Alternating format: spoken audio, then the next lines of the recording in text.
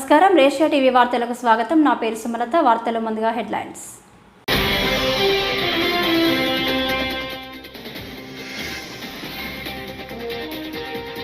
విభజన చట్టంలో ఏపీకి ప్రత్యేక రైల్వే జోన్ ఇవ్వాలని ఉందని ముఖ్యమంత్రి చంద్రబాబు నాయుడు.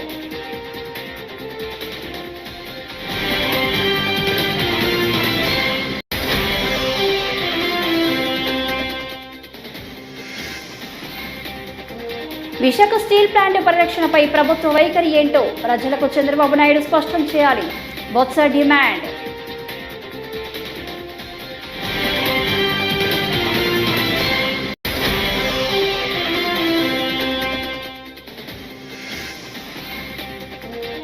గోరంట్ల మాధవి అమానవీయ వ్యాఖ్యలు. Vasireddy Padma shocking comments.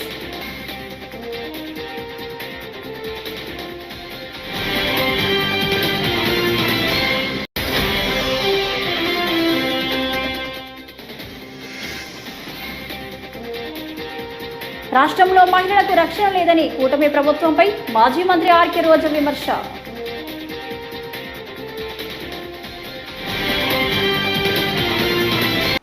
ఇక డీటెయిల్స్ చూస్తే, విభజన చట్టంలో ఏపీకి ప్రత్యేక రైల్వే జోన్ ఇవ్వాలని ఉందని ముఖ్యమంత్రి చంద్రబాబు నాయుడు అన్నారు. అనకాపల్లిలో నిర్వహించిన బహిరంగ సభలో సీఎం మాట్లాడుతూ రైల్వే జోన్కు గత పాలకులు భూమి ఇవ్వలేదని, తాను వచ్చిన వెంటనే భూములు ఇచ్చినట్లు తెలిపారు. రాష్ట్రాన్ని అభివృద్ధి చేసి పరుగులు పెట్టిస్తానన్నారు. అనకాపల్లి జిల్లాలో స్టీల్ ప్లాంట్ పెట్టడానికి పారిశ్రామికవేత్త మిట్టల్ ముందుకు వచ్చారన్నారు. డ్వాక్రా సంఘాలు మా మానస పుత్రిక దీపం 2 కింద ఆడబిడ్డలకు 3 గ్యాస్ సిలిండర్లు ఇచ్చారు. నిన్న నేను టీ చేశాను, వంట చేయడం చాలా ఈజీ అని చెప్పుకొచ్చారు. జనవరికి గుంతలు లేని రోడ్లు వేస్తాం, అది చాలదు, మళ్ళా అభివృద్ధి చేయాల్సిన అవసరం ఉంది. దీనికోసం ఒక ప్రణాళిక కూడా తయారు చేసుకుంటాం. 5 సంవత్సరాల్లో అన్ని రోడ్లు ఏ విధంగా అభివృద్ధి చేయాలి, R&B రోడ్లు ఎట్ట చేయాలి, నేషనల్ హైవేస్ ఎట్ట చేయాలి, పంచాయతీ రోడ్లు ఎట్ట చేయాలి, గ్రామంలో ఉండే ఇంటర్నల్ రోడ్స్ ఎట్ట చేయాలనో ఒక స్పష్టమైన అవగాహనతో మీ ముందుకు వస్తాను. మొన్నే మీరు ఒకసారి చూస్తే నేషనల్ హైవేస్ అన్ని రివ్యూ చేశాను. దగ్గర 76,000 కోట్ల రూపాయలతో నేషనల్ హైవే పనులు అవుతున్నాయి. నేను ఒక టార్గెట్ పెట్టాను, 2.5 సంవత్సరాల్లో పూర్తి చేయాలి. మీకు రాష్ట్ర ప్రభుత్వంతో పని ఉంటే ల్యాండ్ ఎక్విజిషన్ చేయించడం నా బాధ్యత, అడ్డంకులు లేకుండా అన్ని పనులు చేయడం నా బాధ్యత. అవసరమైతే ఉచిత ఇసుక కూడా ఇచ్చాను. ఇప్పుడు ఎక్కడా మీకు ఇబ్బందులు లేవు. కాబట్టి ఎట్టి పరిస్థితుల్లో 76,000 కోట్ల రూపాయలు విలువ చేసే పనులు 2.5 సంవత్సరాల్లో చేయాలని చాలా స్పష్టమైన ఆదేశాలు ఇచ్చాను. ఇవి అవుతాయి. ఇదే కాదు, ఇంకో పక్క మీరు చూస్తే ఓఆర్ఆర్ అమరావతి గాని, విజయవాడ ఈస్టర్న్ బైపాస్ రోడ్డు గాని, కుప్పం ఓసూర్ బెంగళూరు రోడ్డు గాని, మూలపేట భోగాపురం నుంచి మూలపేట వరకు సముద్ర. ఉత్తరాంధ్ర జిల్లాలో పర్యటిస్తున్న ముఖ్యమంత్రి చంద్రబాబు నాయుడు విశాఖ స్టీల్ ప్లాంట్ పరిరక్షణపై తమ ప్రభుత్వ వైఖరి ఏంటో, విధానం ఏంటో ప్రజలకు, కార్మికులకు స్పష్టం చేయాలని శాసన మండలి విపక్ష నేత బొత్స సత్యనారాయణ డిమాండ్ చేశారు. స్టీల్ ప్లాంట్ ప్రైవేటీకరణ జరగనీయబోమని ఎన్నికల ముందు చంద్రబాబు హామీ ఇచ్చిన విషయాన్ని ప్రస్తావించిన ఆయన ఇప్పుడు ప్లాంట్కు సంబంధించి వేగంగా జరుగుతున్న పరిణామాలకు సమాధానం చెప్పాలని కోరారు. ఎన్నికల ముందు మీరు ఇచ్చిన మాట ఏంటి? ఆ తరువాత కేంద్ర ఉప మంత్రి గారు ఆయన పర్యటించినప్పుడు కానీ, లేదు కేంద్ర మంత్రి గారు పర్యటించినప్పుడు కానీ, లేదు స్థానికంగా ఉన్న పెద్దలు పర్యటించినప్పుడు కానీ, పలు సందర్భాల్లో వారు చెప్తున్న మాటలేంటి? అక్కడ జరుగుతున్న పరిణామాలు ఒకసారి మనం పరిశీలిస్తే, ఏదైతే కాంట్రాక్ట్ ఎంప్లాయీకి సంబంధించి వారిని తొలగించడం, మళ్ళీ వారిని పెద్ద ఉవ్వెత్తున ఉద్యమం చేయడంతో వారిని కొంత ఉపశమనం, ఆ రోజుకి ఉపశమనం కల్పించడం, తదుపరి మొన్న పండగ జరిగినప్పుడు పండుగల్లో వాళ్ళకి ఇవ్వాల్సిన వేతనాలు కానీ, బోనస్లు కానీ అవన్నిటిని కూడా ఇవ్వకపోవడం, తదుపరి కొంతమందికి విఆర్ఎస్ని ప్రకటించడం, దాంతోపాటు దాని సామర్థ్యాన్ని తగ్గించడం, ఫర్నిచర్లు మరి మూసివేయడం, ఇవన్నీ చూస్తుండే ఈ పరిణామాల మీద మీ తాలూకు అభిప్రాయం ఏంటి? దీన్ని కొనసాగించదలుచుకున్నారా, లేదు కేంద్ర ప్రభుత్వం తీసుకుంటున్న ఏదైతే ప్రైవేటీకరణ చేద్దామనే అత్యాచారానికి గురైన బాధితుల పట్ల మాజీ ఎంపీ గోరట్ల మాధవ్ వ్యాఖ్యలు అమానవీయంగా ఉన్నాయని మహిళా కమిషన్ మాజీ చైర్పర్సన్ వాసిరెడ్డి పద్మ అన్నారు. మాధవ్ వ్యాఖ్యలపై విజయవాడ సిపి రాజశేఖర్ బాబుని ఇవాళ కలిసి వాసిరెడ్డి పద్మ ఫిర్యాదు చేశారు. ఈ సందర్భంగా వాసిరెడ్డి పద్మ మాట్లాడుతూ అత్యాచార బాధితుల పట్ల గోరంట్ల మాధవ్ చేసిన వ్యాఖ్యలు అందరూ ఆశ్చర్యపోయేలా ఉన్నాయని అన్నారు. సాక్షి మీడియా ఏమాత్రం బాధ్యత లేకుండా ఒక అత్యాచార బాధితులని నేను రోడ్డు మీద నిలబడుతున్నాను అనేటటువంటి కనీస స్పృహ కూడా లేకుండా వ్యవహరించింది. అందువలన గోరంట్ల మాధవ్ పైన సాక్షి మీడియా దీనికి బాధ్యులైనటువంటి యాజమాన్యం పైన దానికి సంబంధించినటువంటి సిబ్బంది పైన కూడా చర్యలు తీసుకోవాలని చెప్పి కంప్లైంట్ చేయడం జరిగింది. పోలీస్ కమిషనర్కి సైబర్ క్రైమ్స్కి కూడా లిఖితపూర్వకంగా కంప్లైంట్ ఇచ్చాను. ఇది ఇటువంటివి మరొకసారి పునరావృతం కాకూడదు అంటే దీనిపైన చర్య ఉండాలి. ఒక బాధ్యత కలిగినటువంటి మీడియా, ఒక బాధ్యత కలిగినటువంటి ప్రజాప్రతినిధులు ఈ స్థాయిలో రేప్ విక్టిమ్స్ పట్ల కనీసం మానవత్వం లేకుండా మీకు అసలు ఏమైనా అర్థమవుతుందా అని అడుగుతా ఉన్నాను. మాధవ్ని కానీ సాక్షిని కానీ మీకేమైనా అర్థమవుతుందా?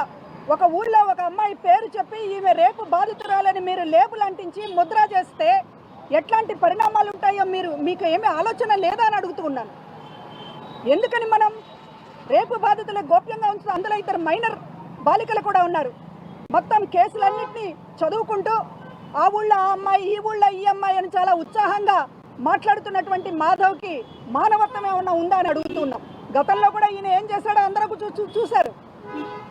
మహిళల పట్ల ఈయనకు ఉన్నటువంటి గౌరవం ఏ పార్టీతో, ఈయన నగ్న స్వరూపం ఏ పార్టీ ఎలాంటిదో అందరం కూడా చూసాం.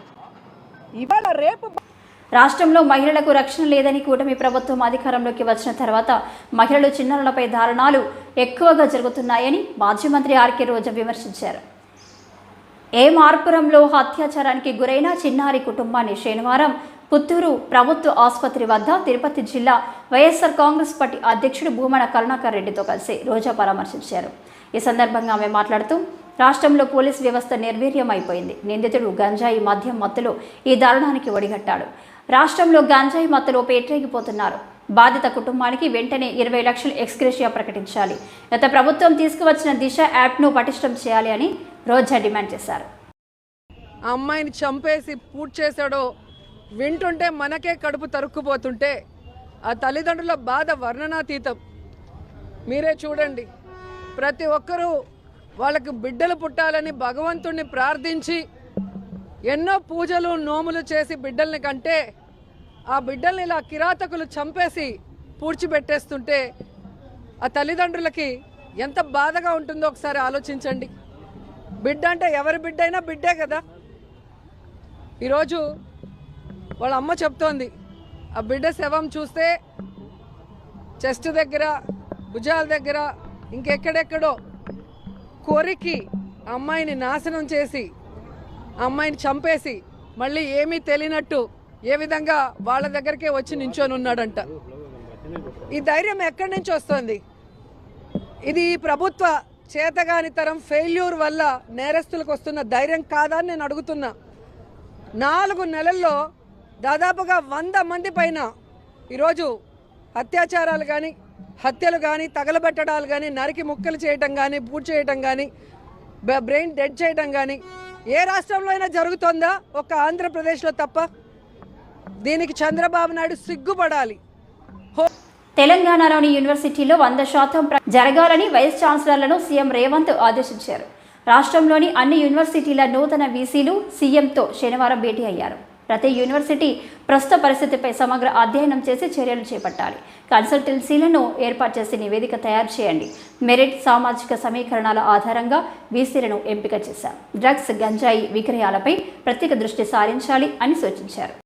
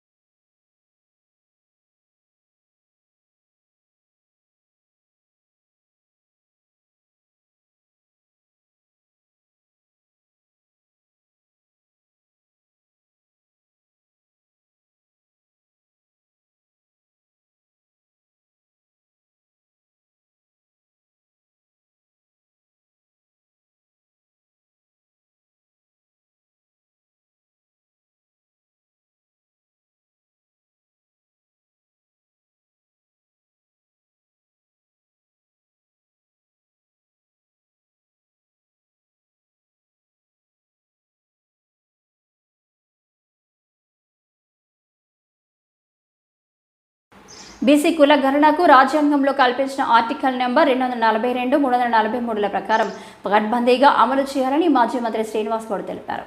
స్థానిక సంస్థల్లో 42% రిజర్వేషన్లు ఇస్తామని కాంగ్రెస్ ప్రభుత్వం హామీ ఇచ్చిందని అన్నారు. చాలా రోజుల తర్వాత బీసీ జనాభా లెక్కించడానికి బీసీ కమిషన్ ఏర్పాటు చేశామని చెప్పారు. ఇవాళ తెలంగాణ భవన్లో శ్రీనివాస్ గౌడ్ మీడియా సమావేశం నిర్వహించారు.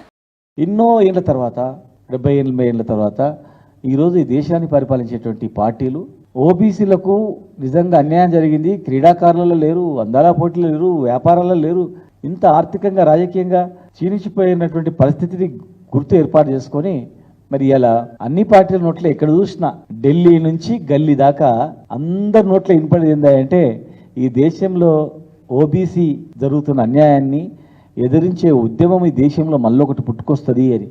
ఈ రాష్ట్రంలో ముఖ్యంగా దేశంలో మొట్టమొదటిగా అగ్గి ఎడవుంటుకు వస్తుందంటే తెలంగాణ రాష్ట్రంలోనే ఉట్టుకొస్తుంది. ఓబీసీల ఐక్యత, ఓబీసీల రిజర్వేషన్, ఓబీసీల యొక్క అన్యాయాన్ని ప్రశ్నించేటువంటి పరిస్థితి ఇక్కడి నుంచి వస్తుంది అని ప్రజలలో ఉంది. అన్ని పార్టీలు కూడా గలవెత్తుకుంటా ఉన్నాయి. ఇక్కడ ఉన్న ప్రభుత్వం కూడా ఇస్తా అని చెప్పింది. ఆ చెప్పినందుకే అధికారంలోకి రావడం జరిగింది. మరి ఇది అమలు కావడానికి మళ్ళా కాలయాపన కాకుండా, లేదు నిధులు వస్తలేవు కనుక మళ్ళీ ఇద్దాం అని చెప్పకుండా, లేదు ఎవరైనా కోర్టుకు పోతే మళ్ళీ దీనికి అభ్యంతరాలు తలెత్తే ప్రమాదం ఉంది కనుక మరి అవసరం అనుకుంటే ఇమ్మీడియట్గా మీరు అసెంబ్లీ సెషన్స్ పెడితే కూడా చట్టం గురించి, బీసీ చట్టం గురించి, బీసీ కమిషన్ చట్టంలో ఉన్నటువంటి మార్పుల చేతుల గురించి, రిజర్వేషన్ కల్పన గురించి ఇవన్నీ ఉన్నతాధికారులతో సుప్రీంకోర్టు, హైకోర్టు మాజీ న్యాయమూర్తులను సమావేశం ఏర్పాటు చేసి దీనిపైన ఏ రకంగా పకడ్బందీగా విశాఖ రుషికొండలోని 7 భవనాలను పరిశీలించిన సీఎం చంద్రబాబు. భవనాలలోని విలాసవంతమైన ఏర్పాట్లను పరిశీలించిన సీఎం చంద్రబాబు రుషికొండ భవనాలను ఎలా వినియోగించాలనే దానిపై ప్రభుత్వం కసరత్తు. రుషికొండ భవనాలకు 500 కోట్లకు పైగా ఖర్చు చేసిన గత ప్రభుత్వం విలాసవంతమైన భవనాలను ఎలా వినియోగించుకోవాలనే దానిపై చర్చ.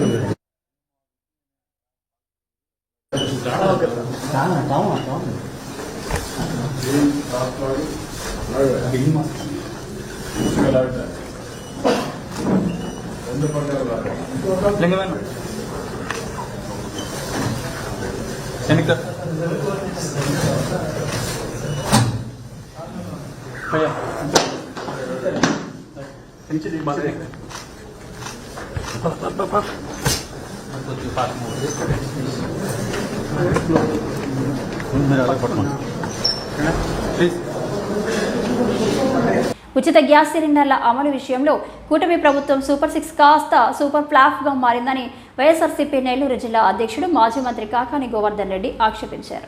రాష్ట్రంలో 1,47,00,000 రేషన్ కార్డులుంటే వాటిలో 1/2 కోటి మందికి మొండి చేయి చూపుతూ పథకాన్ని ఎగ్గొట్టారని, మరోవైపు మిగిలిన వారు కూడా తొలుత డబ్బులు చెల్లించి గ్యాస్ కొనుగోలు చేస్తే తర్వాత అకౌంట్లో వేయడం ప్రజలను మోసం చేయడమేనని ఆయన ధ్వజమెత్తారు. చంద్రబాబు నాయుడు గారు బిర్యానీ పెడతాడు అని చెప్పి ఆశించారు. సరే కనీసం పలావైనా దక్కుతుందేమోనంటే చెప్పడంతోనే మొదటి సమావేశంలోనే కరివేపాకు అన్నం పెడతాను అని చెప్పి పోనీ ఆ కరివేపాకు అన్నమైనా పెడతాడానంటే కరివేపాకు వాసన కూడా లేకుండా ఈరోజు అన్నం వడ్డించేటువంటి పరిస్థితి ఏర్పడింది. మాటల తప్ప చేతల్లో శూన్యం అనేటువంటి విధంగా ఈరోజు చంద్రబాబు నాయుడు గారు ఈరోజు ఆయన ప్రవర్తించేటువంటిది కానీ, ఆయన పరిపాలనా విధానం కానీ, ఈరోజు ఆయన తీరుతెన్నులు ఆ విధంగా ఉన్నాయనేటువంటిది మనందరం అర్థం చేసుకోవాల్సినటువంటి పరిస్థితి. నిన్ననే దీపం 2 ఎక్కడ పట్టినా సరే ఎమ్మెల్యేలు అట్టహాసంగా సోషల్ మీడియా తిప్పలేకపోయాం, చూడలేకపోయాం చెప్పినటువంటి ఒక్కసారి చూస్తే దీపం 2లో నువ్వేమి చెప్పావు? ఉచిత సిలిండర్లు ఇస్తానని చెప్పు. అంతే కదా? మీరు ఉచిత సిలిండర్లు తీసుకోండి, మీరు తీసుకున్న తర్వాత నేను డబ్బులు వేస్తానని చెప్పావా? ఉచిత సిలిండర్లు ఈరోజు అధికారంలోకి వచ్చిన తర్వాత 5 నెలలు దాటిన తర్వాత నేను ఒక సిలిండర్ మీకు ఇస్తున్నానని చెప్తే ఈ బడ్జెట్లో నువ్వు ఒక సిలిండర్కి నిధులు కేటాయిస్తే అంటే ఈ సంవత్సరానికి ఒక్క సిలిండర్ ఇచ్చినట్టు లెక్క. ఆ సిలిండర్ కూడా ఏంది, దాదాపుగా ఈరోజు ఒక లెక్క ప్రకారం చూస్తే 1,47,00,000 రేషన్ కార్డులుంటే 1/2 కోటి ఎత్తేసాడు. ఎత్తేసి వాళ్ళకి ఏదో రకరకాలైనటువంటి కారణాలు చూపించి వాళ్ళకి మొండి చేయి చూపించి ఈరోజు వాళ్ళకి ఎగ్గొట్టేటువంటి పరిస్థితి తీసుకొచ్చాడు. మిగిలినటువంటివి కూడా మీరు కొనుక్కోండి, మీరు డబ్బులు పెట్టి మీ ఖాతాల్లో నేను జమ చేస్తానని చెప్పి తిరుమల శ్రీవారిని సీనియర్ నటి భాజపా ఎంపీ హేమమాలిని ఆమె కుమార్తె ఈషా దేవోల్ దర్శించుకున్నారు. వీఐపీ ప్రారంభ విరామ దర్శన సమయంలో ఒంగోలు ఎంపీ మాగుంట శ్రీనివాసరెడ్డితో కలిసి వారు స్వామివారి సేవలో పాల్గొన్నారు. తీతీదే ఆలయ అధికారులు వీరికి స్వాగతం పలికి దర్శన ఏర్పాట్లు చేశారు. దర్శనానంతరం రంగనాయకుల మండపంలో పండితులు ఆశీర్వచనం చేసి స్వామివారి తీర్థ ప్రసాదాలను అందజేశారు.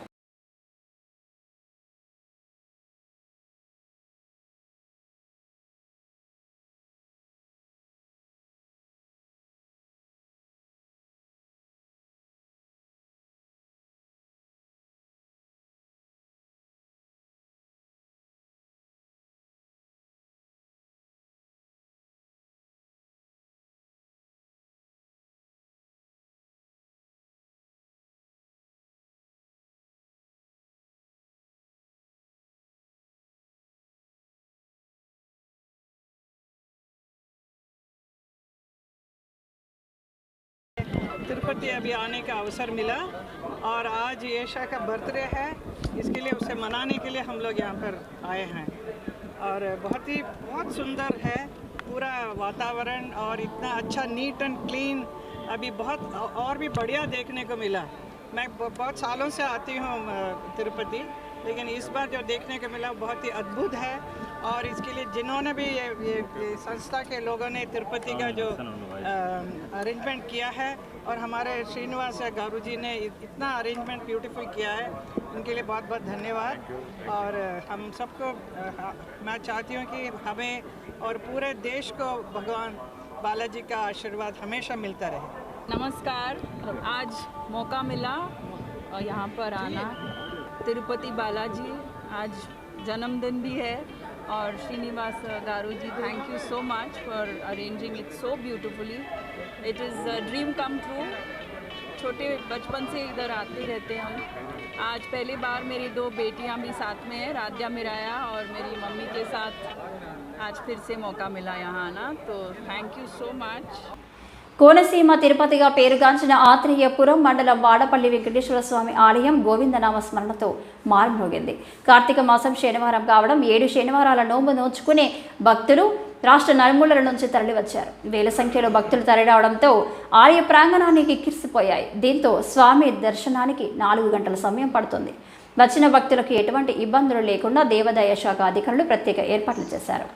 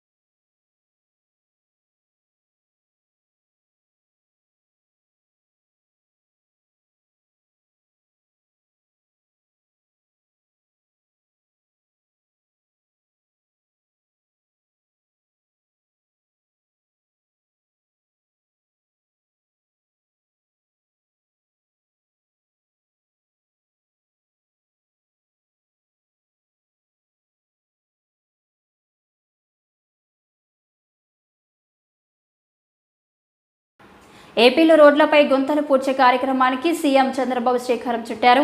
అందులో భాగంగా అనకాపల్లి జిల్లాలో ఆయన పర్యటించారు. వెన్నెలపాలెంలో రహదారిపై ఉన్న గుంతలు పూడ్చే కార్యక్రమంలో పాల్గొన్నారు. స్వయంగా పార పట్టి మట్టి తీశారు. రోడ్డు రోలర్ నడుపుతో మట్టి వేసిన రోడ్లను చదును చేశారు. సీఎం వెంట మంత్రులు అనిత, కోడు రవీంద్ర తదితరులు ఉన్నారు.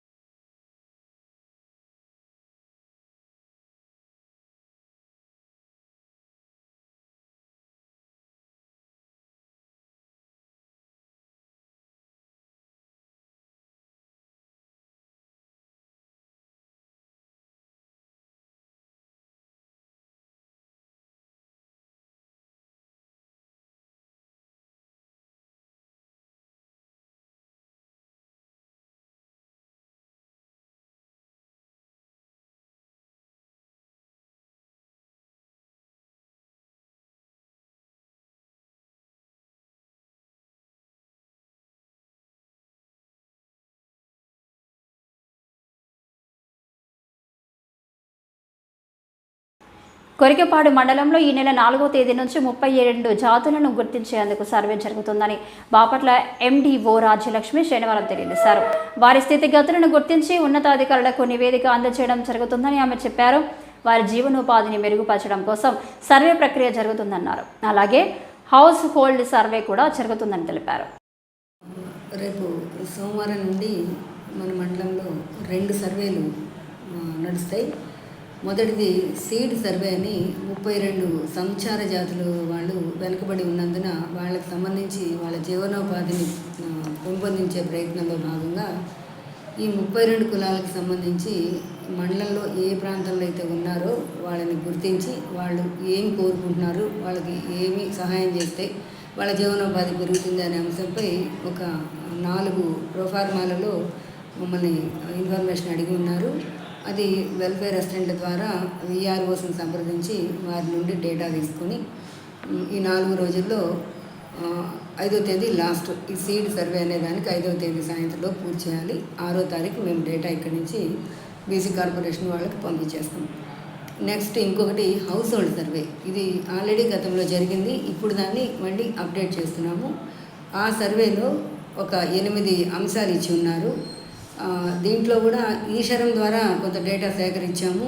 ఆధార్ ఉన్న వాటిలో ఇప్పుడు ఏదైనా అప్డేషన్ ఉన్నా సరే, కొత్తగా వాళ్ళ ప్రొఫెషన్ ఏదైనా మార్చుకోవాలన్నా 85 క్వశ్చన్స్కి ఇప్పుడు రేపు మనం సర్వే చేయబోతున్నాం. ప్రతి ఇంటికి ప్రతి ఫంక్షనరీ వాళ్ళకి కేటాయించిన ఇళ్ళకి వెళ్ళి ఈ సర్వే చేయడం జరుగుతుంది. సోమవారం నుండి ప్రారంభిస్తాం.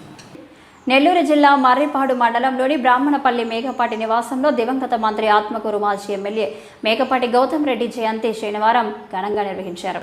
ఈ కార్యక్రమంలో మాజీ ఎంపీ మేకపాటి రాజమోహన్ రెడ్డి, మాజీ ఎమ్మెల్యే మేకపాటి విక్రమ్ రెడ్డి, ఉదయగిరి వైసీపీ సమన్వయకర్త మేకపాటి రాజగోపాల్ రెడ్డిలు పాల్గొని కేక్ కట్ చేశారు. అనంతరం కేక్ వైసీపీ నాయకులు కార్యకర్తలకు పంచిపెట్టారు.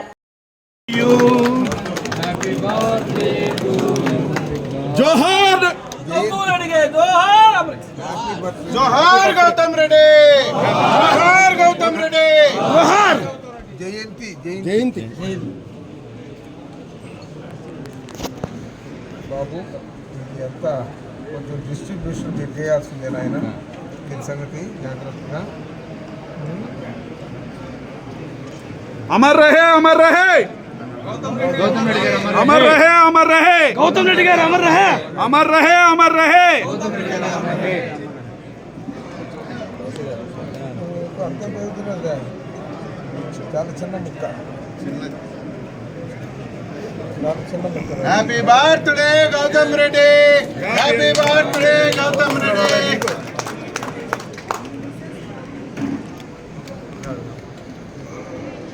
జయంతి అందరికి పెట్టిన ఆయన అలా కాస్త ప్రెస్ ఒక ఫోటో తీసుకున్నారుగా.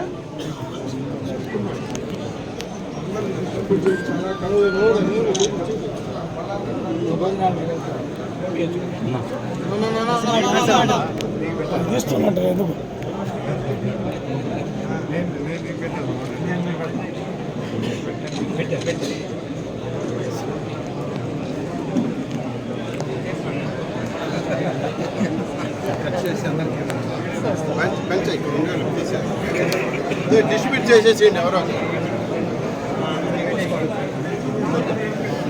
బాబు, అందరికి ఇస్తారు, కట్ చేసి పంపిస్తారు.